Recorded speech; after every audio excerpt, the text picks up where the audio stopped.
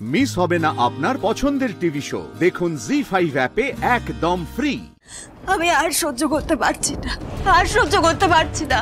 আমি চলে যাচ্ছি, আমি এই বাড়ি ছেড়ে চলে যাচ্ছি। কোথায় যাবি তুই? তুই পালিয়ে যাবি কেন? আর তুই গেলে তো আমি অপমানিত হবো মেঘা। কোথাও যাবি না তুই। বুঝতেই পারছি না তোমাকে কখনো অপমান করা হলো। আর আমার মায়ের মান সম্মান কি এতটাই তুচ্ছ যে মেঘাকে কিছু বলা হলে তোমার অপমান হবে? হচ্ছি তো আমি হচ্ছি তো অপমানিত, কারণ আমার কথার পরেও এতগুলো কথা হচ্ছে বাড়িতে। তুমি ওভার রিঅ্যাক্ট করছো ইন্দু। মণিমা, মণিমা কেঁদো না, কেঁদো না। আমি মেঘা দিদিকে আর কিচ্ছু জিজ্ঞাসা করবো না। মেঘা দিদিকে প্রশ্ন করলে যদি তুমি অপমানিত হও তাহলে আমি আর কিচ্ছু জিজ্ঞাসা করবো না মেঘা দিদিকে।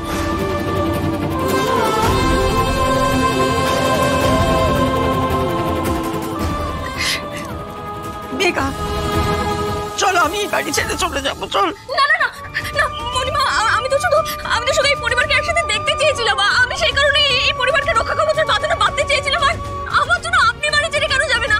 আপনি এরকমটা করবেন না মণিমা, আমি আপনার পায়ে পড়ছি, দয়া করে এরকমটা করবেন না। ইন্দু, তুই কিন্তু রাধার সঙ্গে অবিচার করছিস। করো, প্রশ্ন করো।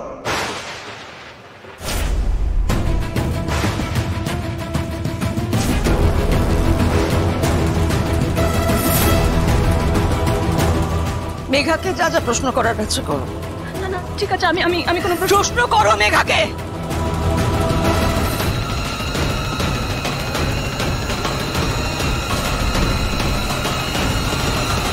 জেনি যে ওখানে থাকে, আমি যে ওখানে গেছি, এই কথা তো তোমাকে কেউ জানায়নি।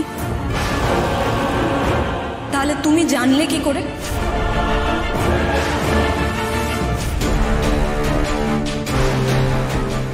তাহলে তুমি ওই জায়গায় কি করে পৌঁছলে, তা আবার একদম ঠিক ওই সময়?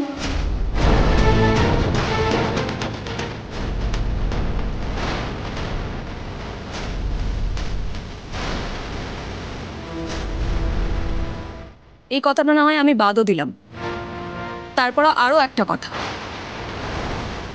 আমি আর জেনি ওই জায়গায় থাকবো, আর জেনি আমাকে মারবে আর তুমি আমাকে বাঁচাবে। এটা কি করে হলো?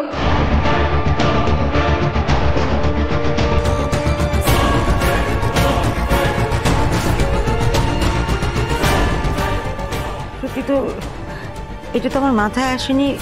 ও তো ঠিকই বলছে। তুই আমাকে বলেছিলিস যে তুই আদিকে ফিরিয়ে আনবি, কিন্তু আদিকে কোথা থেকে ফিরিয়ে আনবি? আদি কোথায় গেছে তুই কি করে জানলি মেঘা?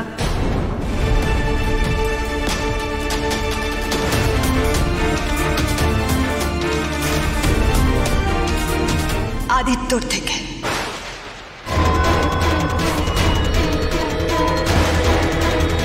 আমার থেকে?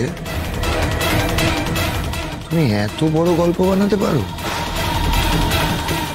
আর মা, তুমি ওকে বিশ্বাস করছিলে? শুনলে কি বললো? তুমি কি করে জানলে আদিত্য ওই সময়ে রাধা ওখানে যাবে? জি5 ডাউনলোড করুন আর সব এপিসোড দেখুন একদম ফ্রি।